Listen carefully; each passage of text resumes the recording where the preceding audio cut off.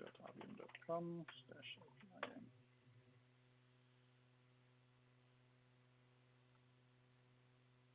All right, yep. I see everything you're doing here, so I think you're, Okay. yep. Moral of the story, don't use Ubuntu. I don't know why it didn't work, because as I say, I've had no problems with it, and I've used it so many times. So, okay, so Okay. okay, are we good to go? Are you recording as well? Oh yeah, we're recording. Good to go. Yep. Okay, good. Right. So, in the catalog page, you have an analytics tab, which will allow you to see analytics, but there are other launch points that we can use to get to analytics. So if I expand my product, then there's a little icon next to each of the APIs that I can launch to the analytics page from, and next to the plans as well. So let's just expand all of these, and you can see a nice sort of row of them. And what they will do is they will take you to scoped analytics view, and the dashboard that you see will be specific to that type of artifact. So there is an API dashboard and there is a plan dashboard. The API dashboard, if I selected the one for jewelry, will take me to a dashboard that shows only data where the API that was called was my jewelry API. The product one at the moment is not quite as visible. You have to go to the little ellipsis and look in the menu and find product analytics in the menu. Now there is a debate in the design team at the moment that we are going to look at moving that out of the menu because it doesn't belong in the menu. But in the current GA version, if you want to find product analytics, you have to unfortunately go to the menu. Okay, so let's have a look at analytics. If I click on the analytics tab, then it's going to take me to a dashboard, hopefully, all going well, that is specifically a catalog overview dashboard. So that's the dashboard that you get if you just click the analytics tab. As I say, there's other options are going to give you scope dashboards, and I'll take you through each of the dashboards. The one thing to say for those of you who've played with Kibana, you will see that this clearly doesn't look like the default Kibana when you load it up. For starters, the default Kibana has got 4 menu options, which are visible, and we don't have those menu options visible here. And there is a very specific workflow that you follow when working with Kibana, and what we've had to do is customize that workflow. So there are some things that are not optimal in the way the workflow works, and we still got to fine-tune them, but I will show you how you get to navigate to some of the things. Now, just to talk a little bit about that workflow so that you understand what's happening behind the scenes with this Kibana. In a regular Kibana system, the first thing you would do is you would go and set an index pattern, and that index pattern tells Kibana which Elasticsearch indices to use to query when you're running the visualizations. The reason why we don't expose the index pattern in API Connect, the reason for us doing that is that we have to ensure tenancy isolation, and the way that we create tenant isolation is by putting a particular organization's data into an index that is specific to that organization. So the next thing that you would do in a Kibana system is you would then set up a search. So what the search does is it will scope all the data that you're analyzing to a result set, and you can use various different filters to create that result set. Again, in our system, we've taken away the ability to specify the search. We provide the search under the covers, and we're using that search in order to create catalog isolation. So a user can have access to maybe the sandbox catalog, but not have access to staging or not have access to a production catalog. So we have to ensure that people can't get to see data that they're not entitled to see. And so the way that we do that is by creating the searches under the covers. You can't modify them. The last two pages in Kibana that you get to use are the visualization editor, and that is included, but you can see we don't have a visualization tab here, so we have to get to it through a different mechanism. And the last thing is the dashboard tab in Kibana, which allows you to actually view the dashboard, and that's really the view that you're looking at here. This is just a default dashboard, Kibana dashboard view. Okay, so looking specifically at the catalog overview dashboard, we've got two graphs on it. The scroll bars in the GA product, by the way, are neater than this. There is no inner scroll bar anymore. You only have an outer scroll bar, so it looks a little bit more professional. So just ignore the fact this one's there. So two graphs on the catalog overview. One is the 5 most active products, and the other is the 5 most active APIs. The way that we get the 5 most active products is that in the default time period, which is 7 days, the last 7 days, we will go and create what's known as a terms aggregation. So what that will do is it will give us a unique count of all the API events for each individual product in the product example and API in the API example, and it will rank them in descending order. So that is the total events over that time period. We will then pick the top 5 of those, and we will display that top 5 in a histogram. So you can see, and sorry, because it's fake data, there's a bit of an anomaly here in that the blue graph doesn't have a product name, and that was my mistake when I was putting the data in. So the others do have a product name. In the GA system, this wouldn't happen because when the product data or when the API event is written from the gateway, it will insert the product name into the data. One of the downsides of using fake data. Okay, so you can see that the order that these appear in are descending order from left to right. So my blank product is the most called product, or it has the most API events in that 7-day time period. So you do get anomalies. For instance, if you look at the clothing and the accessories products in this particular time frame, they seem to be the wrong way around. And it's because the ordering is based on the total counts across the whole of the time frame. That's how they get split up on the individual buckets. Hopefully that makes sense to everybody. Okay, and so we do something similar with the 5 most active APIs. If I go and look at a product-specific dashboard, so I click on Product Analytics. Now what we're going to get is a different dashboard, and this one is very specifically for products. It's got different information on it, and this one isn't particularly useful because this graph's not showing. But you can see there's a total of 91 API calls in the last 7 days for this particular product. And we've got, sorry, I've saved a fake visualization in the middle of my dashboard. So ignore that visualization. API calls per day, we are looking at how many APIs for this particular product are called on each day. So that's a total number.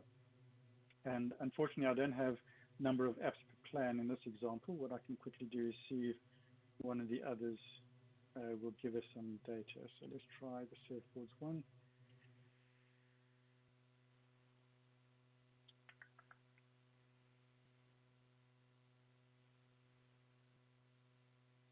So there you go.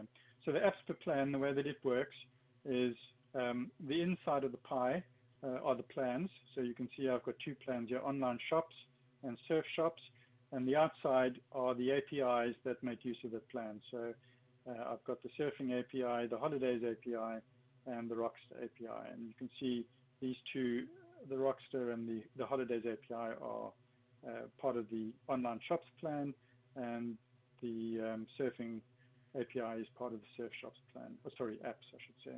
It's not APIs, they're app. If I go and look at, let's take an API. So again, we come to an API-specific default dashboard. And I would choose one with no results.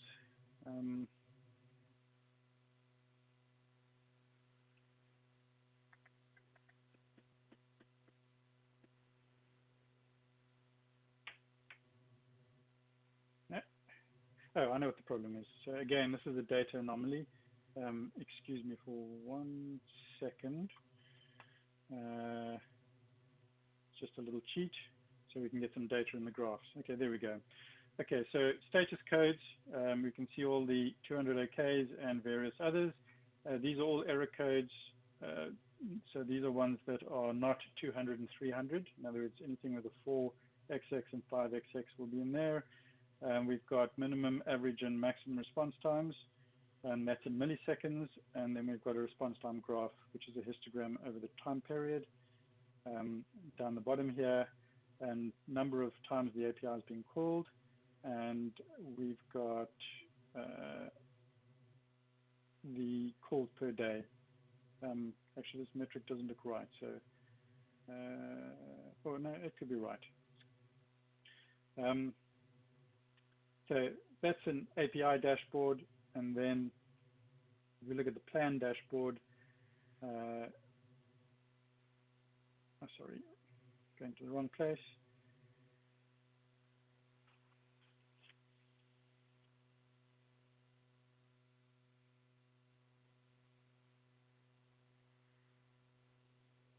So, Graham, you're going through that. There's a couple of questions that came through here that I just want to make sure we pick up upon. So let me kind of scroll back here a bit. So all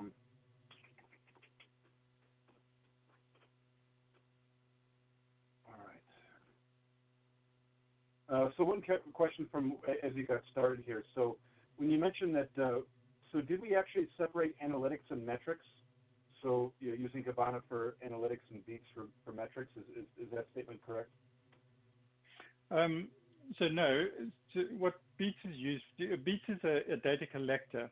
So what it'll do is it can monitor something, pick up the data, and then push it into Elasticsearch.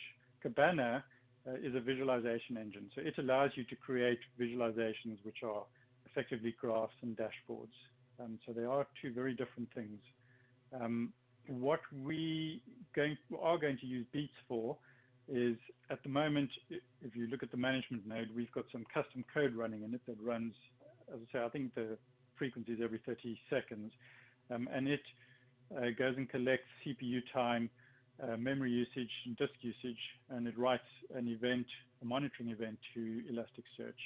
And what we will do is we will stop using that custom code, and we will put a top beat, is the official name of the component, in place, and it will go and collect that information for us, along with a whole lot of other information that is potentially useful.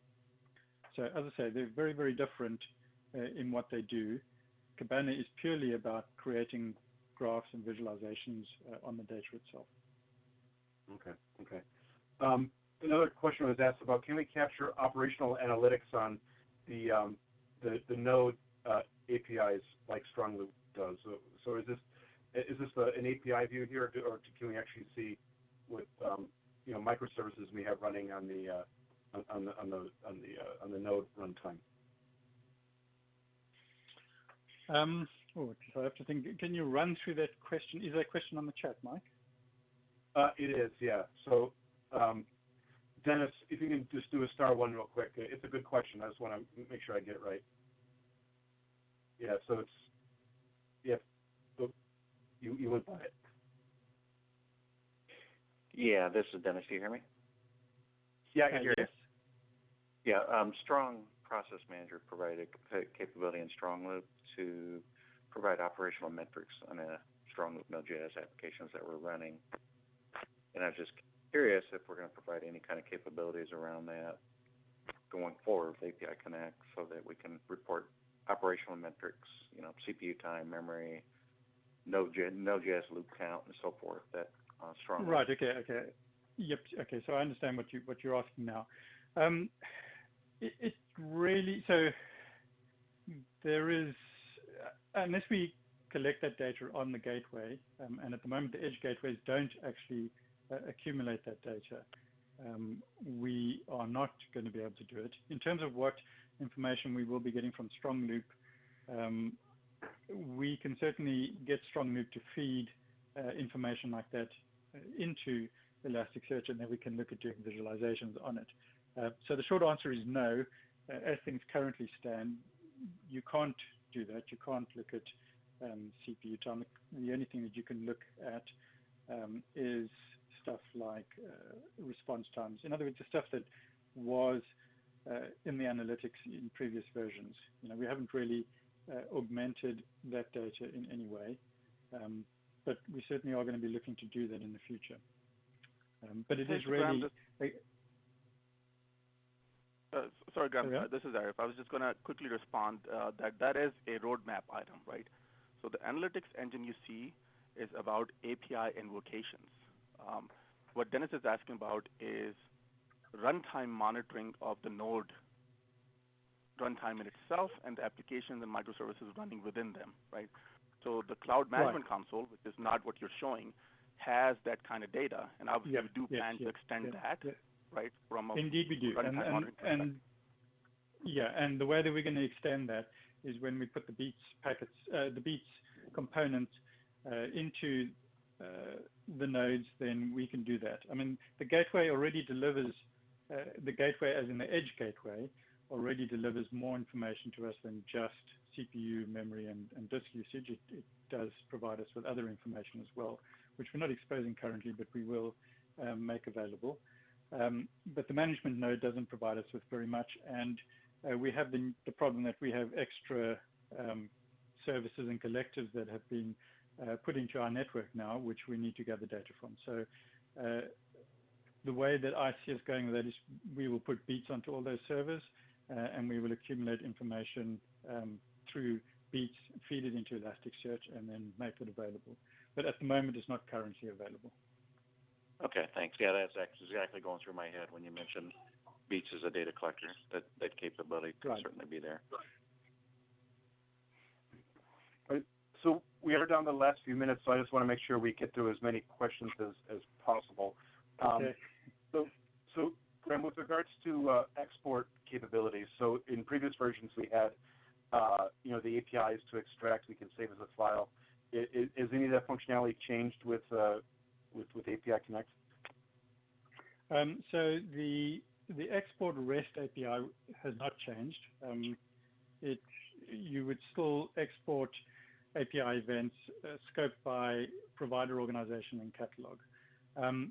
What I am hoping to do at some point in the future, and as I say, it is a hope, we've got to sit down and have a good think about it, is to make the Elasticsearch search and get APIs available externally.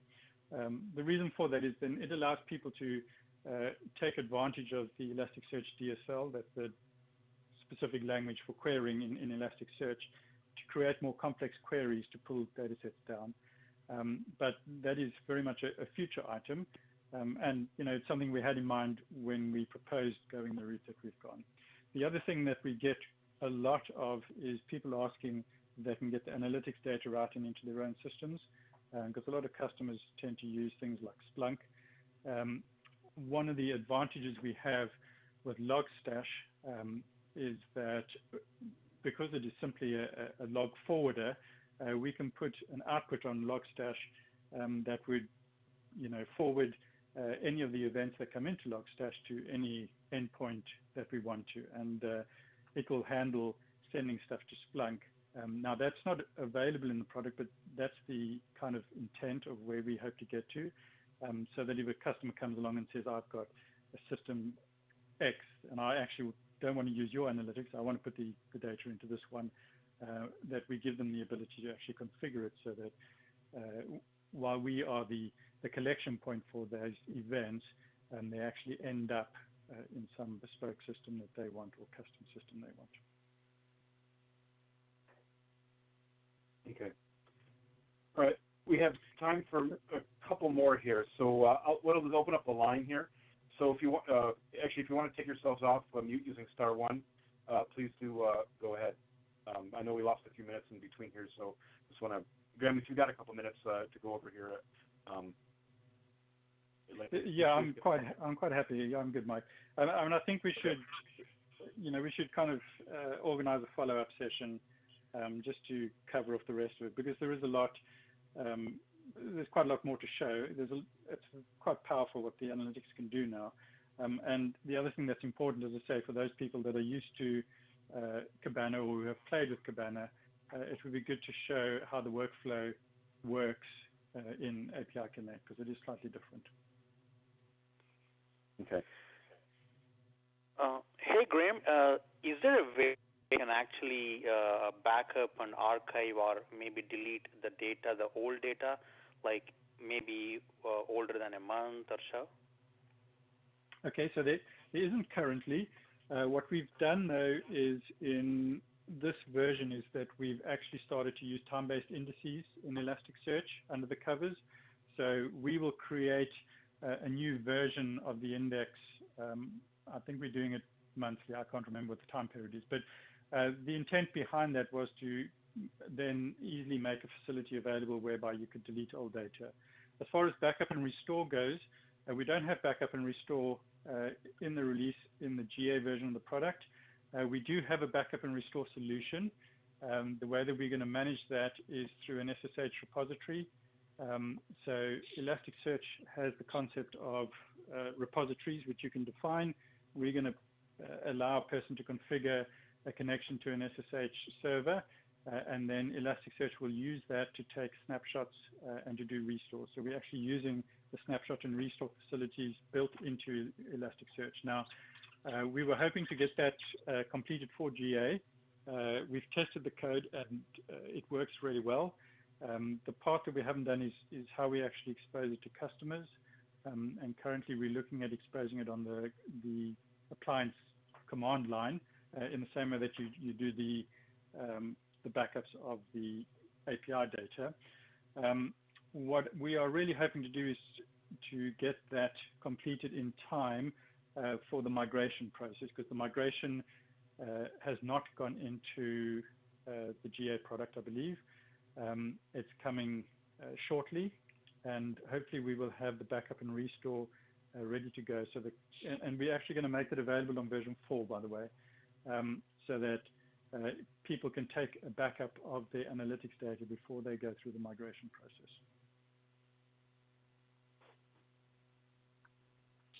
Okay. So, Graham, Dinesh here. Are you saying that customers that are already on version 4, when they upgrade to version to API Connect, the analytics is not going to come through, or is there going to be a migration process? No, the analytics will come through.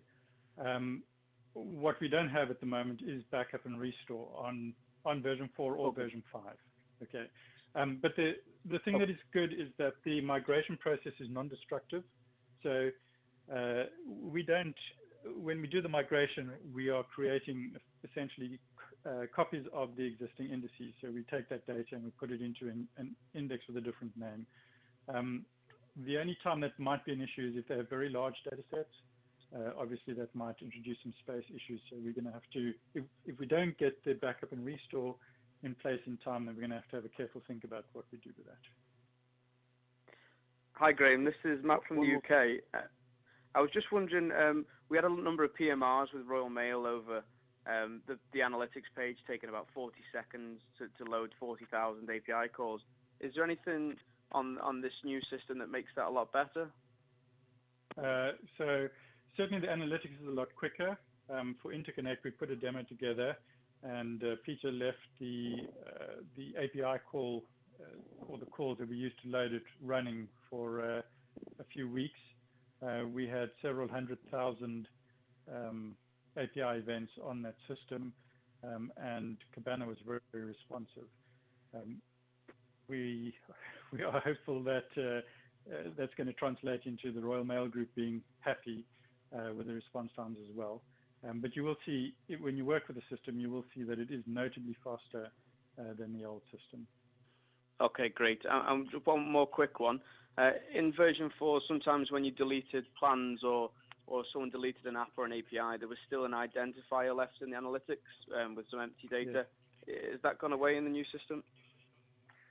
So what hasn't gone away is that the API event will still exist in the system.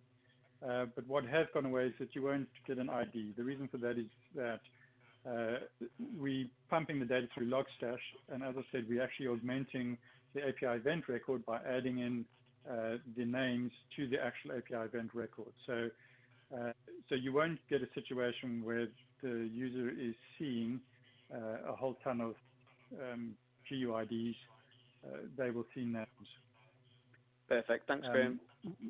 Okay, we do still have to work out what we do with those deleted things, display them in a slightly different way. There's quite a lot of debate as to whether they should still exist in the system or whether we should delete them off the system, etc., etc. So it's probably a worthy debate that you should be included in. Graham, this is Kevin Omani. Just asking about the target audience for these analytics. Are you going to break it down into something like a product manager or developers going to be able to see these? So at the moment, anybody who has access to the catalog can see analytics that are generated for that catalog. I don't think that we will go any further than that. We will keep it scoped to the catalog. So if a person performs a developer role but has access to the catalog, then they can view all that data. Okay, thanks. So Graham, what about application developers? Today on the developer portal, an application developer can look up analytics of his apps and APIs that his apps are consuming. Yeah, so the developer portal, it provides three graphs on the current version of the developer portal. One's response time, one is the data usage, and I can't remember what the third one is. I think it might just be a count. Those three graphs are are still in the developer portal. They are new versions of the graph, so they are loaded through Kibana. With the index restructure, what we do is the API events for a specific developer organization are written to a developer org's own index. So app developers, when they look at analytics, it will be scoped to events that are only applicable to that developer org.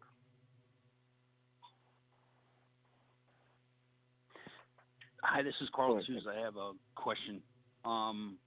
Will we be able to hook additional analytic packages into Kibana? For example, as Watson Analytics evolves, will it be writable APIs that will be able to consume that type of service? So that one is not so simple to answer. I'm hoping that we do get to that point where we can.